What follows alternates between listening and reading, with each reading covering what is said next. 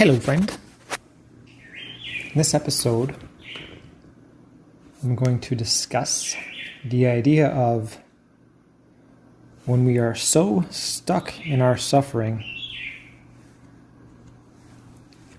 that we begin to entertain and fantasize and glamorize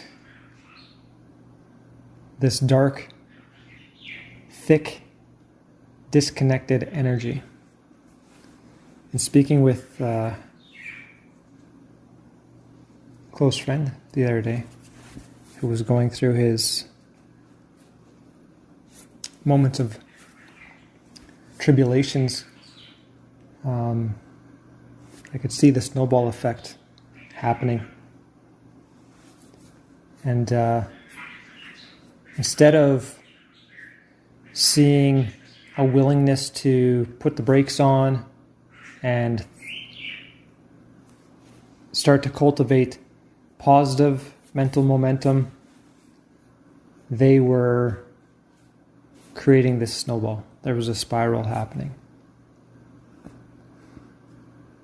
Snowball of the Spirit's putting in my mind like a snowball of fire, because they were setting everything around them ablaze. They became so stuck in that energy. The momentum grew so large that they, from my experience, were lashing out at their support system. They were lashing out at the people who were responsible for providing them that vibration of raising them up.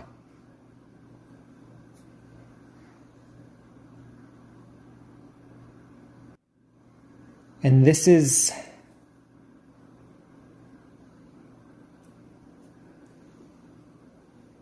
"222", my phone says, just as I'm about to say it, as I'm choosing my words. This is hell. This is what hell is. Hell is mental anguish. Forget the physical. Forget the physical. You don't need to be in any physical version of hell in order to experience hell. And this was a clear depiction and a clear expression of somebody stuck in their own version of suffering, otherwise known as hell. Such a depth to it. Glamorizing and fantasizing about the darkness when breadcrumbs of truth and empowerment were put before them yet. So dismissive and so much in denial of those, and just choosing the dark and entertaining the dark and emphasizing the dark.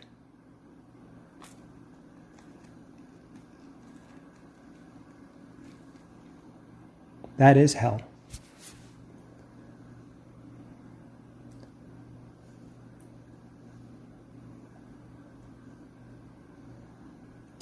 Anybody who wouldn't know that there was a soul behind that expression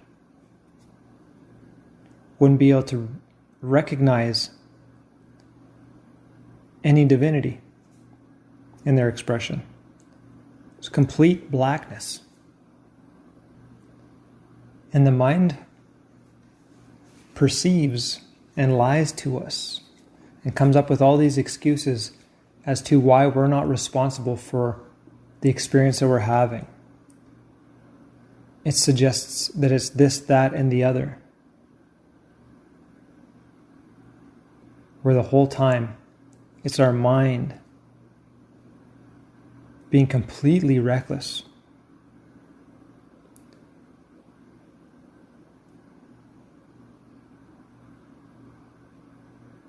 No consideration for what they're intending to cultivate, but instead uber focused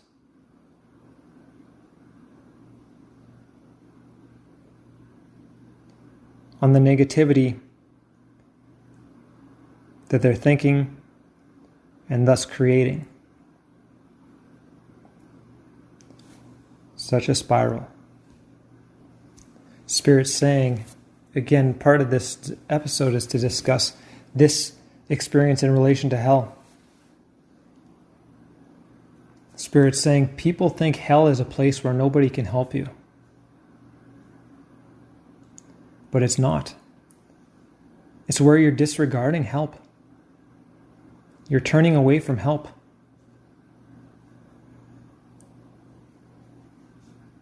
When I place the exact understandings before this person, and they were so resistant to them because they were so committed to their suffering. That's what Spirit's saying. You're only alone because you're denying the oneness of others to come in and raise you up. Remember, God doesn't impose His will. That's God's grace, though, is as soon as our minds aligned with it, that God influence, that God's grace is immediate. Why is God's grace not always there? Or why is God not always influencing us towards love? Free will. God gave us free will so we can choose this contrast, this otherness than God. Sometimes it's funny because the ego thinks it can do better. Well, here you go, ego. Show me you can do better than God. And then the ego goes and creates hell.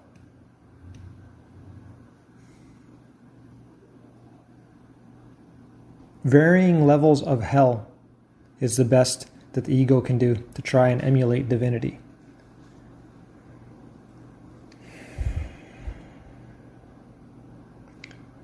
Now, we wouldn't probably admit that we do things like that out loud. But you have to understand how things work in order to apply it so that you can benefit from it too. That's what the law of creation is all about. That's what understanding these things from a deeper level is all about, so that you can not just know them or know about them, but apply them so that you can know them, so you can benefit.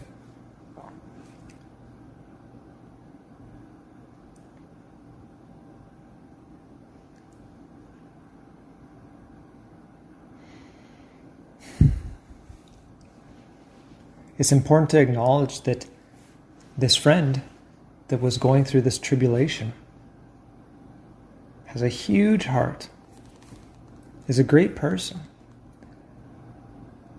We can have these great qualities, but what are we doing with our mind in this moment? That's determining our next moment's experience.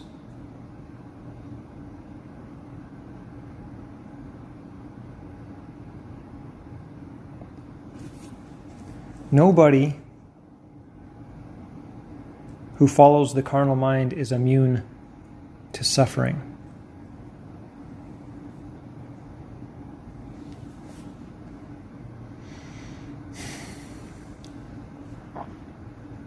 And not only the carnal mind creates that suffering, but it glorifies it.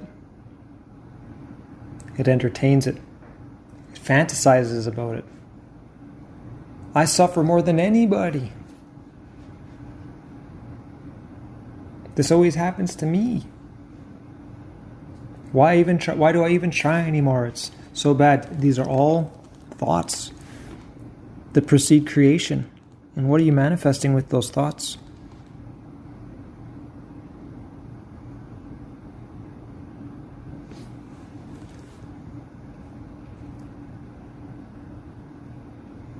From my perspective of my awareness, it's a blessing to be able to see now and release to a greater extent, because when I see other people going through this suffering, when they're ready, when they're ripe and ready for the direction, I can hand them the shovel and they can dig themselves out. We have to do all of this work for ourselves. No one can do this for you, because nobody gets to decide what thoughts you think. Nobody gets to control that. There might be other people trying to plant ideas in your head, but you get to choose whether or not you react to it, how you react to it, whether you negate and replace it as Spirit advises us to do.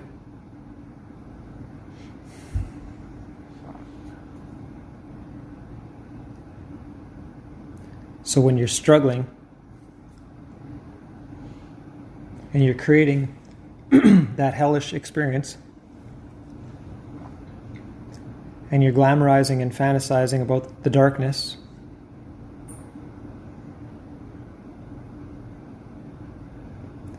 and somebody offers you the idea to renew your mind with love, with gratitude, with deliberate intention, and you deny it, in essence, you're choosing darkness. You're denying divinity. So don't be surprised when you're so committed to that darkness that it sinks you deeper and deeper and deeper. It doesn't change until you change in consciousness as consciousness. If you keep on going that direction with your mind, you're only cultivating it. It's like meditating on suffering, Spirit says, which is exactly what it is. You're doing a little suffering meditation.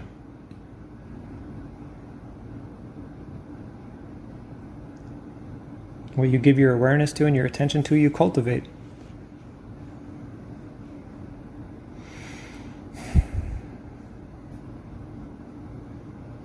All right, when you're in those states,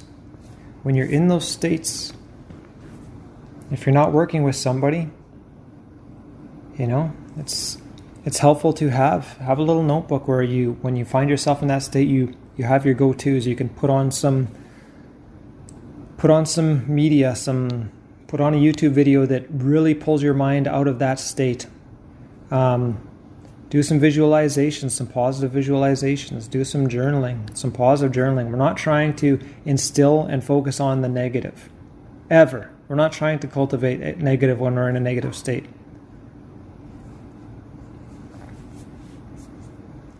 It only serves suffering. But when you're aware that you're suffering and you don't want to suffer anymore, you have to cultivate that shift in consciousness. You have to change your mind. You have to change your thoughts.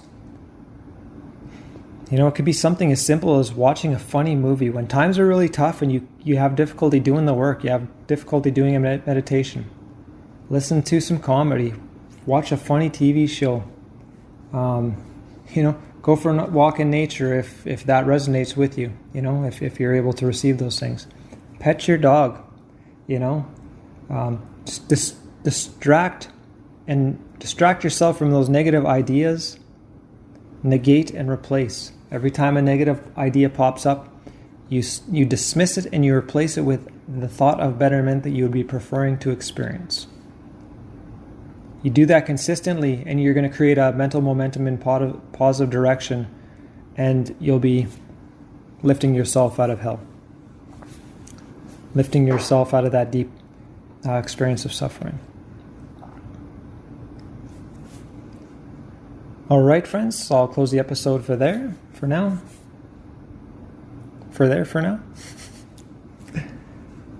Okay, stay blessed and we'll talk.